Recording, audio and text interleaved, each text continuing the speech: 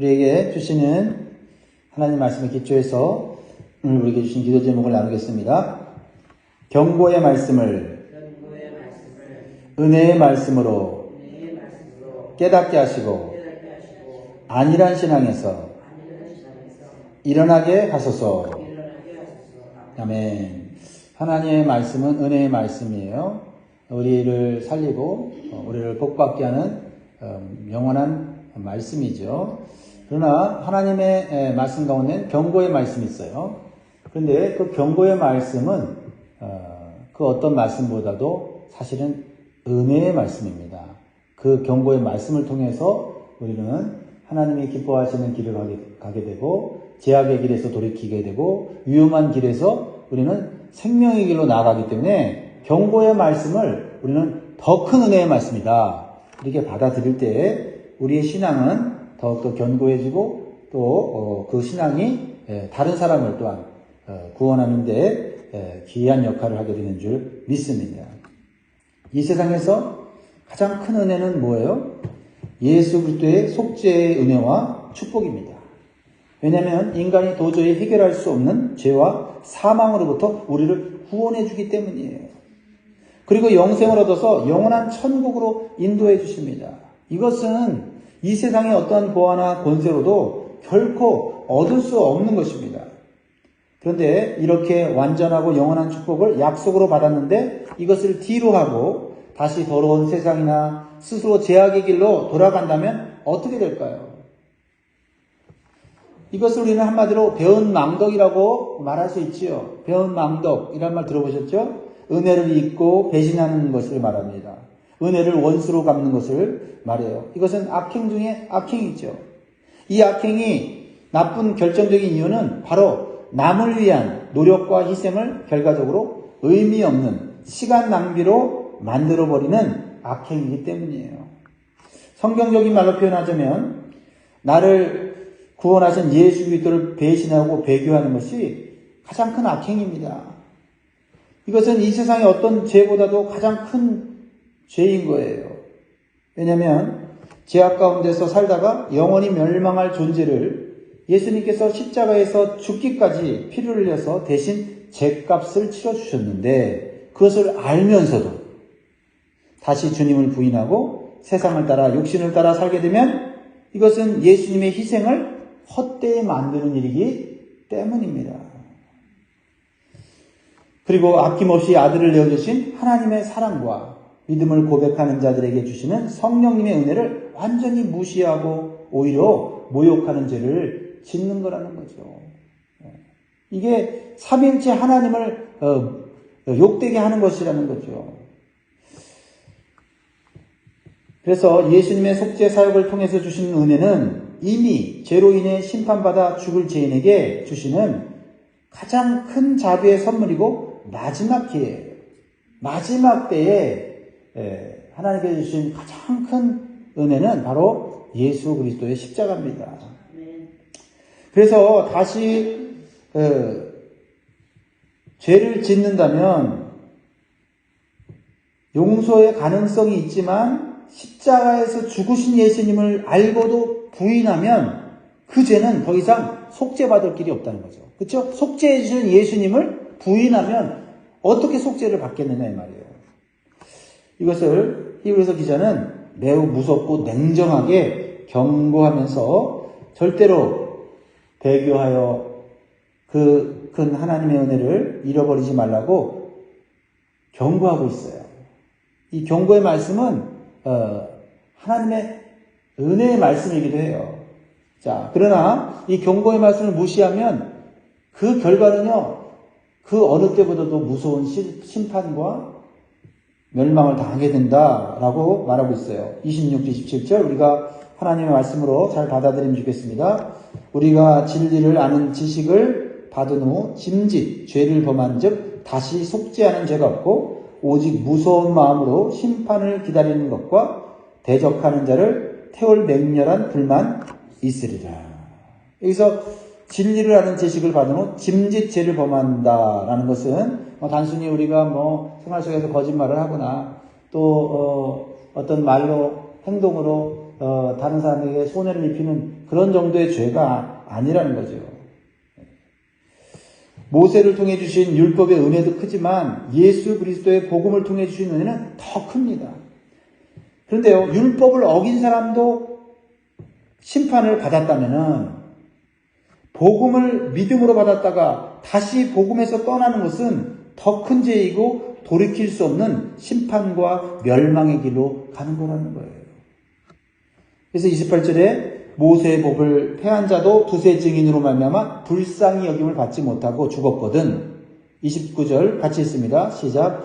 하물며 하나님의 아들을 짓밟고 자기를 거룩하게 한 언약의 피를 부정한 것으로 여기고 은혜의 성령을 욕되게 하는 자가 당연히 받을 형벌은 얼마나 더 무겁겠느냐 너희는 생각하라. 여러분, 왜 이렇게 무섭고 강력한 경고를 좀 하고 있습니까? 가장 좋은 것을 받았다는 거예요. 그런데 가장 좋은 것을 받았는데 덜 좋은 것을 다시 선택하는 어리석은 자가 되지 말라는 거예요. 오히려 하나님을 모르고 살아가는 세상 사람들은요, 그 죄를 용서받을 기회가 있어요. 그러나 구원의 진리와 성령의 은혜를 받은 후에 예수님을 부인하고 고의적으로 하나님을 떠나서 세상으로 나가면 그 죄는 다시 용서받기가 어렵다는 거예요. 그런데 왜 이런 배교가 생깁니까? 그 당시 유대인 그리스도인들이 동족인 유대인들에게 핍박당하고 불이익을 당했어요. 그리고 유대인들이 너희들 그 가짜 종교, 예수 종교 믿지 말고 다시 유대교로 돌아오면 너희들에게 모든 것을 다 필요한 것을 다 채워줄게. 그러나 만약에 너희들이 계속해서 십자가의 종교, 예수의 종교 믿으면 너희들 가만히 두지 않겠어. 너희들은 이제 이 사회에서 아무런 혜택도 받지 못할 거야 하면서 협박을 하는 겁니다. 또는 이방인 지역에서 예수 그리스도를 믿고 신자가 된 이방인 그리스도인들은 그 동네에서 믿는 우상 숭배와 종교에서 떠나 예수를 믿었기 때문에 온갖 조롱과 비방을 당하고 그 사회부터 왕따를 당하는 거예요. 그러니까 그 현실의 고통과 무게를 이기지 못하거나 눈앞의 이익을 위해서 예수님을 버리고 다시 옛생활로 돌아가는 것입니다. 그리고 적극적으로 살기 위해서, 육신적으로 살기 위해서 예수님을 부인하고 배교하는 행위를 하는 것입니다. 근데 이것은 스스로 하나님과 원수가 되는 것이고 이 세상의 어떤 권력자보다도 무서운 더 강력한 하나님의 심판에 빠지는 어리석은 행위라는 거예요. 좀 생각을 하고 분별을 해보라는 거예요. 그래서 30절, 31절에 다시 경고를 하죠. 원수 갚는 것이 내게 있으니 내가 갚으리라 하시고 또다시 주께서 그의 백성을 심판하리라 말씀하신 것을 우리가 아노니 살아계신 하나님의 손에 빠져 들어가는 것이 무서울진저. 원수 갚는 것 하나님께 있다 그랬어요. 우리가 원수 갚지 않고 하나님께 맡기면 하나님이 우리 원수를 갚아주시는 그 은혜의 하나님인데 하나님과 스스로 우리가 원수가 되면 우리가 어떻게 되겠습니까? 하나님의 손에 심판받아 멸망당한다는 거예요. 누가 더 무서운 심판을 할 수 있는 존재인지를 생각하고요. 누가 더 큰 은혜와 축복을 베푸시는 분인가를 생각 좀 하고 행동하라는 겁니다. 왜 이렇게 무서운 말씀으로 경고를 합니까? 이것이 정말 협박하려고 하는 그런 메시지입니까? 아니죠. 성도는 무엇이 더 영원하고 무엇이 더 큰 축복을 가져오는지 잘 생각해 보라는 거예요. 지금 우리가 받은 약속, 축복 얼마나 큰 건지 한번 생각해 보라는 거예요. 단순히 현실의 고통과 불이익만을 바라보지 말고 앞으로 주실 더 큰 은혜와 축복을 믿음으로 바라보라는 것입니다. 당장의 안위와 이 현실의 이익을 추구하는 것보다 미래에 주실 영원한 축복과 특권을 잃어버리는 것이 더 큰 손해인 것을 생각하라는 겁니다. 그리고 주님이 주신 속죄와 구속의 은총은 미래에만 주시는 축복이 아니라 현실의 고난과 고통도 이길 수 있는 힘을 이미 주셨다는 사실을 믿으라는 거예요. 믿으라는 거예요. 예. 이게 중요해요. 32절에 그래서 전날에 너희가 빛을 받은 후에 고난의 큰 싸움을 견디어낸 것을 생각하라. 빛을 받은 후에라는 건 뭐예요? 구원과 진리의 빛을 받아서 예수 그리스도의 구원을 받은 그 사건을 말하는 거 아닙니까? 그러고 난 후에 큰 고난이 있었지만 믿음을 가지고 나아가니까 이겼단 말이에요. 승리했던 경험이 있단 말이에요. 그러니까 앞으로도 어떤 고난과 환난이 있어도 이 예수 그리스도의 진리의 빛, 복음의 빛을 붙잡고 믿음으로 나아가면 어둠이 물러간다는 거예요. 그런데 여기서 올바른 길로 갔다가 생명의 길로 갔다가 다시 어둠의 길로 멸망의 길로 가는 선택을 하는 것이 얼마나 어리석으냐. 그것은 더 큰 불행이고 더 큰 멸망이다. 이렇게 말씀하고 있는 거예요. 근데 마귀는요, 빛 가운데 빛의 이 기쁨과 은혜를 경험했음에도 불구하고 자꾸 어둠의 옛 습성으로 돌아가도록 유혹하고 미혹하는 거예요. 그러므로 빛의 성도들이 어두운 세상과 유혹하는 마귀로부터 이길 수 있는 방법은 무엇일까요? 여러분, 오늘 말씀에서 뭐라고 말씀합니까? 자꾸 세상 사람 바라보고 세상 사람들과 섞여 살지 말고 믿음의 사람들과 교제하기를 힘쓰라고 하는 거예요. 특별히 같은 믿음과 같은 고난을 겪고 있는 성도들과 교제해야 한다라는 거예요. 자, 33절 보세요. 혹은 비방과 환난으로서 사람에게 구경거리가 되고 혹은 이런 형편이 있는 자들과 사귀는 자가 되었으니 누구랑 사귀는 것이 중요한지를 말씀하고 있죠. 초대교회 성도들은요, 지속적인 비방과 환난을 당했어요. 비방은 정신적인 고통이죠. 환난은 육체적인 고통입니다. 한두 번이 아니라 지속적으로 당한다면 둘 다 견디기 어려워요. 특히 사람에게 구경거리가 되었다는 말은 로마 원형 경기장에서 예수 믿는 사람들을 가두어두고 맹수들과 싸우게 하여 죽게 하였잖아요. 그리고 로마 황제와 그 시민들이 구경하면서 즐거워했어요. 그런데 이런 핍박을 견딜 수 있었던 것은 같은 믿음을 가지고 같은 고난을 겪는 성도들이 서로 교제했기 때문이에요. 그리고 서로 위로했기 때문이에요. 왜요? 빛된 삶이 생명의 길이고 어두운 세상이 핍박하는 것은 당연한 것임을 말씀을 통해 서로 위로하면서 우리는 더 큰 영광, 더 큰 축복을 바라보는 자이라고 서로 격려했단 말이에요. 서로 위로했단 말이에요. 그러니까 당장 눈앞에 있는 고통이나 고난이나 불이익에 현혹되어서 세상에 무릎 꿇거나 다시 옛 생활로 돌아가지 않게 되었다라는 겁니다.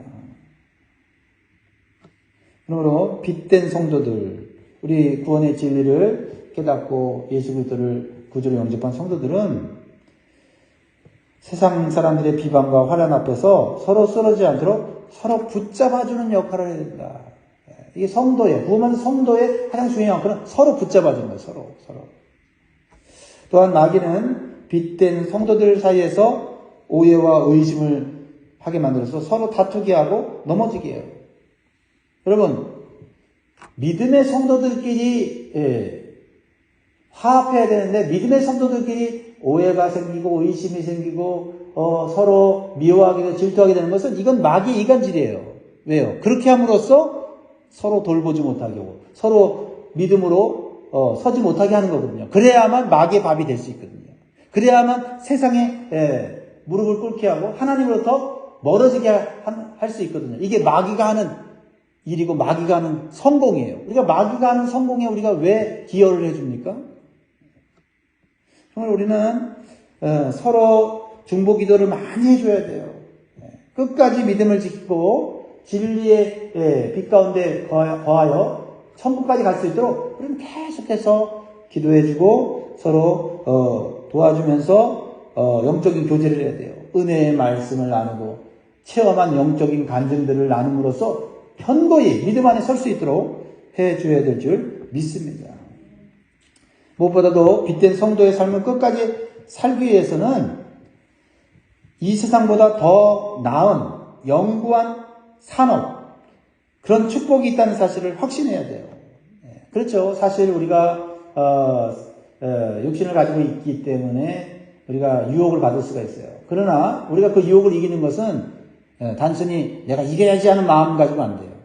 하나님의 약속의 말씀, 지금 이 악한 자들이 나에게 유혹하는 어떠한 이익보다 하나님이 주시는 이익은 더 크다. 하나님이 주신 축복은 더 크다. 이런 확신이 있어야 흔들리지 않는 거예요. 그렇죠? 34절 보면 너희가 갇힌 자를 동정하고 너희 소유를 빼앗기는 것도 기쁘게 당한 것은 더 낫고 영구한 소유가 있는 줄 알미라. 여기서 놀랍지 않습니까? 우리의 믿음이라는 게 이렇게 고귀하고 우리의 믿음의 그러한 결과가 어떤 거예요?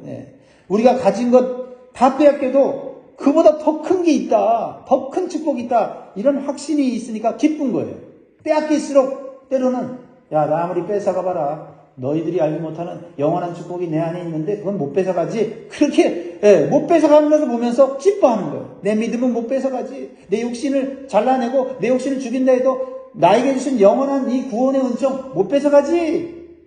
못 뺏어가는 걸 보면서 기뻐하는 거예요. 할렐루야. 이런 믿음이 우리에게 있어야 된다는 거예요. 그러니까 예수님 때문에 감옥에 갇힌 자들을 동정했다고 말씀하는 것은 사실 이것은 위험한 일이고 감옥에 갇힌 자들을 동정하여 도와주다가는 해를 당할 수도 있는데 감옥에 갇혀서 믿음을 배반하지 않는 사람들을 보면서 오히려 감옥 밖에 있는 사람이 힘을 내면서 그래 우리는 세상 사람들이 빼앗지 못하는 더 큰 기업이 있어 영구한 하나님의 축복이 있어 이러면서 서로 감옥에 있는 자나 감옥 밖에 있는 자가 서로 동정하면서 위로를 받더라 이 말이에요. 할렐루야. 이 땅의 재산보다 하늘의 재산을 더 귀하게 여기고 그 확신이 있었다는 거죠. 주님께서 말씀하셨잖아요. 마태복음 5장 10절에 의를 위하여 박해를 받은 자는 복이 있나니 천국이 그들의 것입니다. 그렇습니다.